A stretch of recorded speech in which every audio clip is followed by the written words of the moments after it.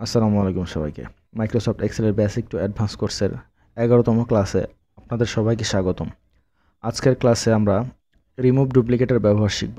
অর্থাৎ আপনি আপনাদের ডাটা সেটের মধ্য থেকে ডুপ্লিকেট ভ্যালুগুলোকে কিভাবে ডিলিট করে দিবেন। তো আমরা এখানে মূলত আজকে রিমুভ ডুপ্লিকেট দুইটা পদ্ধতিতে শিখব।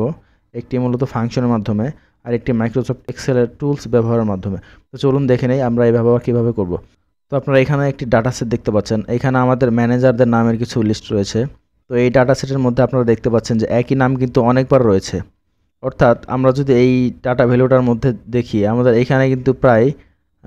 এখানে কিন্তু টোটাল 10টা ম্যানেজারের নাম অনেকবার করে রয়েছে। তো আমি চাচ্ছি আমাদের এই ম্যানেজারের ইউনিক নেমগুলো এখানে নিয়ে আসতে। তো ম্যানেজারের ইউনিক নেমগুলো এখানে নিয়ে আসার জন্য আপনি রিমুভ ডুপ্লিকেট নামে একটি টুলস রয়েছে মাইক্রোসফট এক্সেলে, সেটা ব্যবহার করার মাধ্যমে এটা করতে পারবেন, অথবা আপনি ফাংশনের মাধ্যমেও কাজটি করতে পারবেন। তো আমরা চলুন দুইটাই শিখে নিই। প্রথমে দেখব আমরা মাইক্রোসফট এক্সেলের টুলস ব্যবহারের মাধ্যমে কীভাবে আমাদের এই ডুপ্লিকেট ভ্যালুগুলোকে রিমুভ করব। সেই জন্য আপনি পুরো কলামটা এইভাবে সিলেক্ট করে নেবেন, অথবা আপনি যদি আপনারা এই টেবিলে সিলেক্ট করে কিবোর্ড থেকে কন্ট্রোল এবং এ ক্লিক করেন, তখন আমাদের কিন্তু পুরো এই রেঞ্জটা সিলেক্ট হয়ে গিয়েছে। এখন আপনারা জাস্ট মেনু বার থেকে এখানে ডাটা মেনু দেখতে পাচ্ছেন, ডাটা মেনুতে চলে যাবেন। তো এই যে ডাটা টুলস গ্রুপে রিমুভ ডুপ্লিকেট নামে একটি অপশন দেখতে পাবেন। আমি যদি এখন রিমুভ ডুপ্লিকেটে ক্লিক করে দেই, তো এখানে দেখতে পাচ্ছেন যে আমার ম্যানেজার নেম নামে যে রেঞ্জটা রয়েছে এটা টোটালটা সিলেক্ট হয়ে গিয়েছে। এখন যদি আমি এখান থেকে ওকেতে ক্লিক করে দেই, তো দেখতে পাচ্ছেন আমার এখানে টোটাল 10টা ইউনিক নেম কিন্তু রয়েছে। এখান থেকে দেখাচ্ছে যে 190টা ভ্যালু ডিলিট হয়েছে এবং 10টা ইউনিক ভ্যালু এখানে রয়ে গিয়েছে। তো দেখুন আমার কিন্তু এখানে যেই নামগুলো একাধিকবার ছিল সেগুলো কিন্তু অটোমেটিক্যালি ডিলিট হয়ে আমার কিন্তু ইউনিক ভ্যালুগুলো এখানে চলে এসেছে। মাইক্রোসফট এক্সেলে কিন্তু এর প্রচুর ব্যবহার রয়েছে এবং আমরা আগামী ক্লাসগুলোতে যে বিভিন্ন ফাংশনের ব্যবহার শিখব সেইখানেও কিন্তু আমরা এই টুলসগুলোর ব্যবহার করব। তো আমরা এটা ফর্মুলার মাধ্যমে কিভাবে নিয়ে আসবো চলুন এবার সেটা দেখে নেই। তো আপনি যদি ফর্মুলার মাধ্যমে এটা নিয়ে আসতে চান, আপনি যেইখানে নিয়ে আসতে চাচ্ছেন সেইখানে জাস্ট ইকুয়াল প্রেস করে একটি ফাংশন রয়েছে সেটা লিখবেন। তো আমি এখান থেকে ইউনিক লিখে দিব। ইউনিক লিখে আমি যদি ট্যাব বাটন প্রেস করি এবং আমার এই যে টোটাল রেঞ্জটা রয়েছে, আমি যদি জাস্ট কিবোর্ড থেকে কন্ট্রোল শিফট এবং ডাউন অ্যারো ক্লিক করে দেই, তো আমার কিন্তু পুরো রেঞ্জ কিন্তু সিলেক্ট হয়ে যাবে। তো উপরে যাওয়ার জন্য আমি কিবোর্ড থেকে কন্ট্রোল এবং ব্যাক স্পেস ক্লিক করে দিচ্ছি। তো আপনারা এই কিবোর্ড শর্টকাটগুলো শিখে রাখবেন। মাইক্রোসফট এক্সেলে আপনি যত বেশি কিবোর্ড শর্টকাট ইউজ করবেন আপনি কিন্তু আপনাদের কাজগুলোকে তত দ্রুত করতে পারবেন।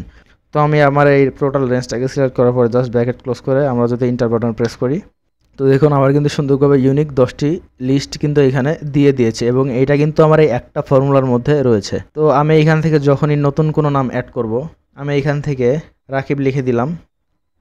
লিখে যদি এন্টার প্রেস করি, আমার কিন্তু রাকিব হোসাইন নামের নাম রয়েছে, রাকিব নামে কিন্তু নেই। এখন যদি আমি এন্টার প্রেস করি, দেখুন আমার কিন্তু অটোমেটিক্যালি একটা নাম কিন্তু এখানে বেড়ে গিয়েছে। আমি এখান থেকে যদি আবার জাহিদ হাসান লিখি, যেহেতু এই নামটা অলরেডি আমাদের রয়েছে, তো আমাদের কিন্তু একটা নাম কমে যাবে। তো আশা করছি ফাংশন ব্যবহারের মাধ্যমে কিভাবে আপনারা আপনাদের ডুপ্লিকেট ভ্যালুগুলোকে ডিলিট করবেন বুঝতে পেরেছেন। তো আপনাদের ডাটা সেট যদি এরকম হয়, অর্থাৎ মাল্টিপল ক্রাইটেরিয়ার ডাটা হয়, এখানে দেখতে পাচ্ছেন এখানে আমাদের ম্যানেজার নেম এবং এরিয়া রয়েছে। এখন আপনি চাচ্ছেন যে এখানে ম্যানেজার নেম এবং এরিয়ার কম্বিনেশনের যে ইউনিকগুলো সেটা বের করতে। অর্থাৎ এখানে আমাদের প্রথম নামটা দেখতে পাচ্ছেন রফিকুল ইসলাম, এটা কিন্তু অনেকবার রয়েছে, এই যে রফিকুল ইসলাম, তারপর এই যে রফিকুল ইসলাম।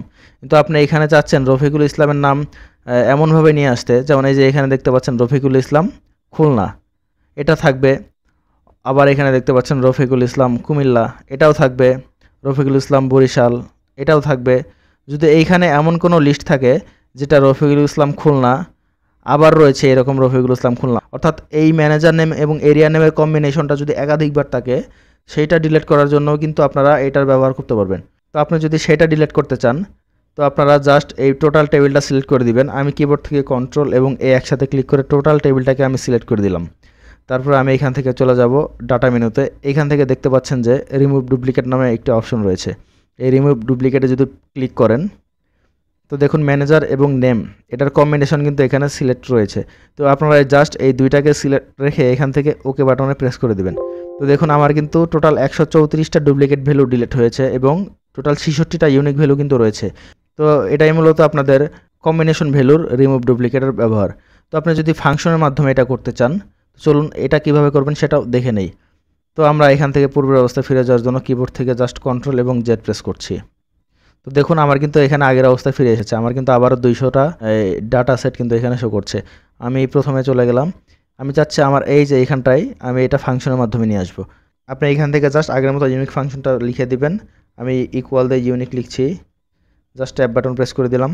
এখন যদি আপনি আপনার এই টোটাল রেঞ্জটাকে আমি কিবোর্ড থেকে কন্ট্রোল শিফট রাইট অ্যারো এবং কন্ট্রোল শিফট ডাউন অ্যারো দিয়ে আমি জাস্ট আমার এই রেঞ্জটাকে সিলেক্ট করে এন্টার প্রেস করে দিচ্ছি। তো দেখুন আমার কিন্তু রেজাল্টটা খুব সুন্দরভাবে কিন্তু এখানে চলে এসেছে। দেখুন আমার কিন্তু এখানে টোটাল 200 রো এর ডাটা সেটের মধ্য থেকে আমার কিন্তু এখানে 63টা রো এর ডাটা সেট কিন্তু আমাকে দিয়ে দিয়েছে। তো আমরা কিন্তু ফর্মুলার মাধ্যমে এই কাজটা খুব সুন্দরভাবে করেছি। এবং এখানে আরেকটি মজার ব্যাপার হচ্ছে, আপনি যখন এইখান থেকে কোনো ভ্যালু চেঞ্জ করবেন, তো দেখুন সেটার নামে কিন্তু একটা নতুন কম্বিনেশন অ্যাড হয়ে কিন্তু আপনার নতুন একটা লিস্ট কিন্তু এখানে অটোমেটিক্যালি চলে আসবে।